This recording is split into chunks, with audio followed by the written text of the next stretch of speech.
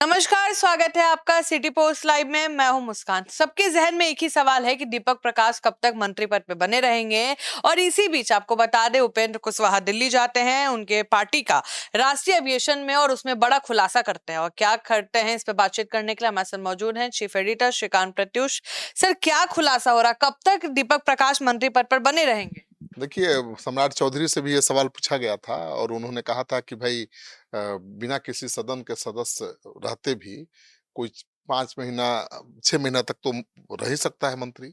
और वो भी रहे हैं एक ज़माने में। तो 5 महीना 29 दिन 28 दिन वो रहे हैं, 5 महीना 29 दिन दीपक प्रकाश भी रह सकते हैं, सब मुख्यमंत्री ने यही कहा।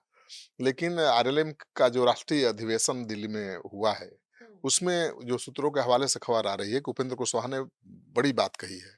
उन्होंने कहा है कि बिहार में जब तक एनडीए की सरकार है, तब तक दीपक प्रकाश मंत्री रहेंगे।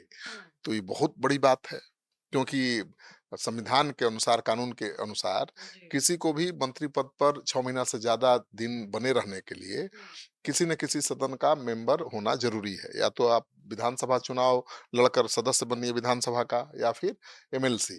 तो एमएलसी तो बीजेपी ने बनाया नहीं उनको। विधानसभा चुनाव अभी है नहीं। तो ऐसे में उपेंद्र कुशवाहा ने किस आधार पर ये दावा किया है, ये देखना बड़ा दिलचस्प है। तो खूब चर्चा हो रही है राजनीतिक गलियारे में कि उपेंद्र कुशवाहा इतने कॉन्फिडेंट हैं।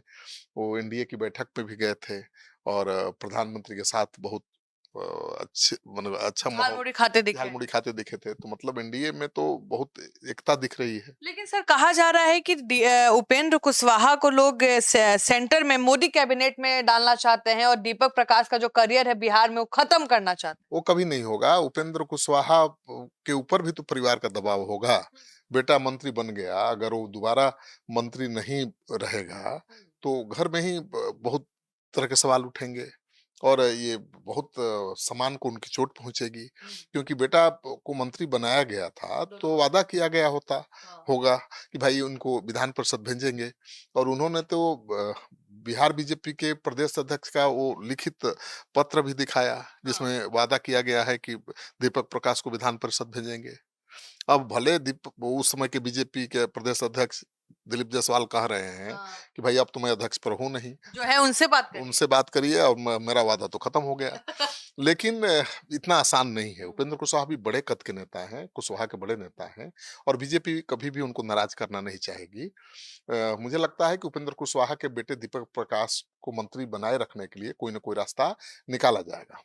लेकिन सर, सवाल अभी भी उठ रहा है, क्या रास्ता निकाला जा सकता है? क्या उपेंद्र कुशवाहा अपनी पत्नी से इस्तीफा मांगेंगे, या फिर वहां से चुनाव लड़वाएंगे क्या बाकीपुर के साथ? ये भी अच्छा मैसेज, बहुत अच्छा मैसेज नहीं जाएगा और ये बहुत रिस्की भी है।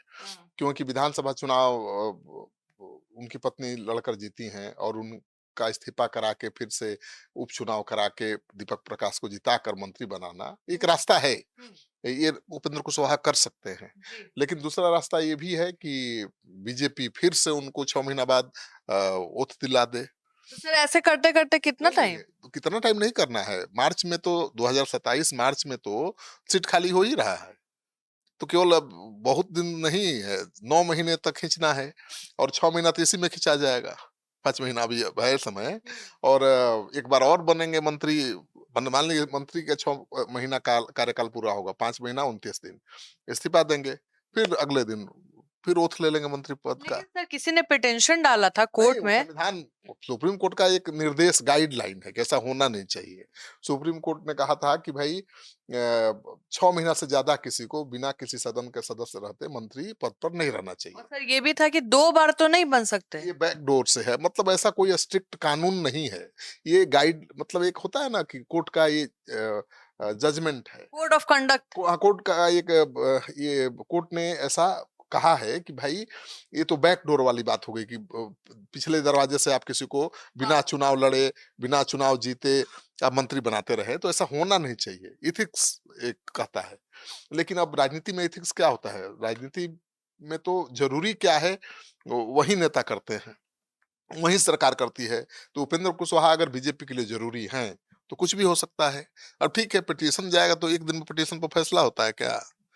वो तो सालों साल लग जाते हैं। तो मुझे लगता है कि अभी तो 6 महीना रहने में मंत्री पद पर कोई परेशानी ही है ही नहीं।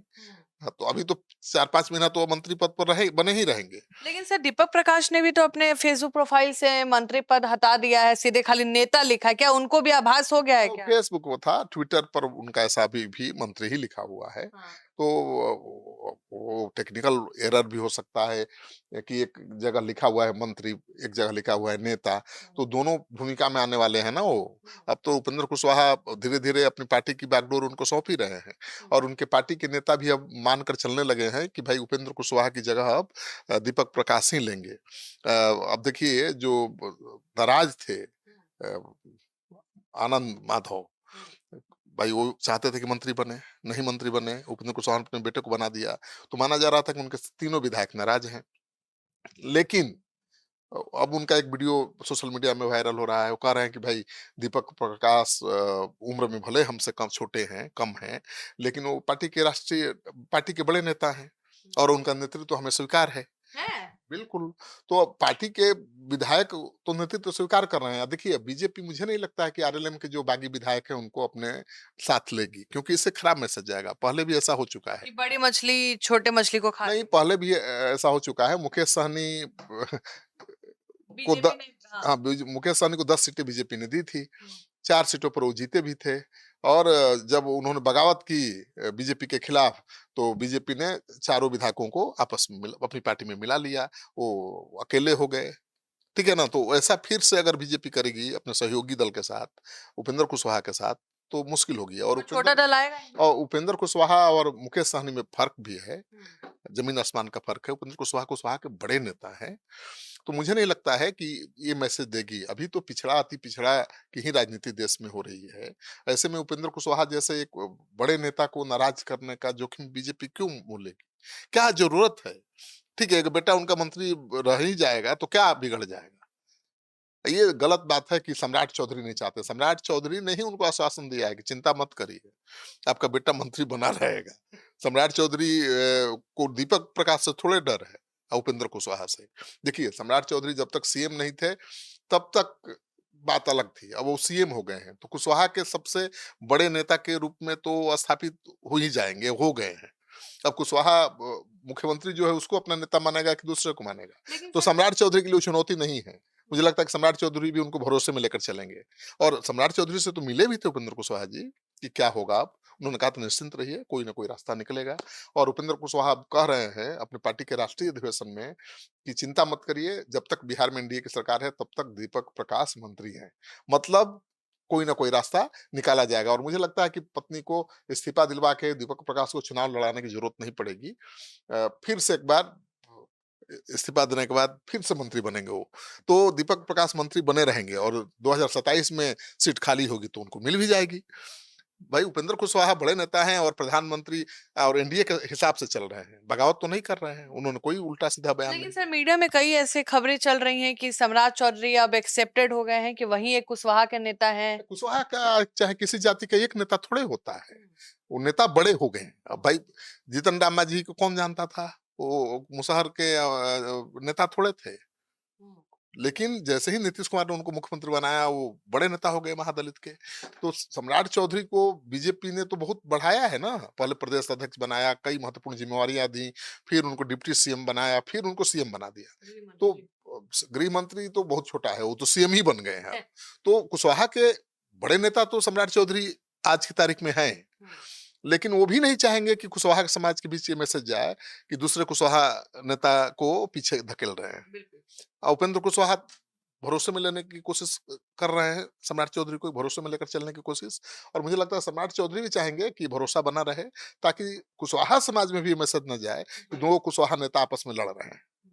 तो चलिए आप सुन रहे थे पूरे डिबेट को, आप क्या सोचते हैं कमेंट सेक्शन में जरूर डालें।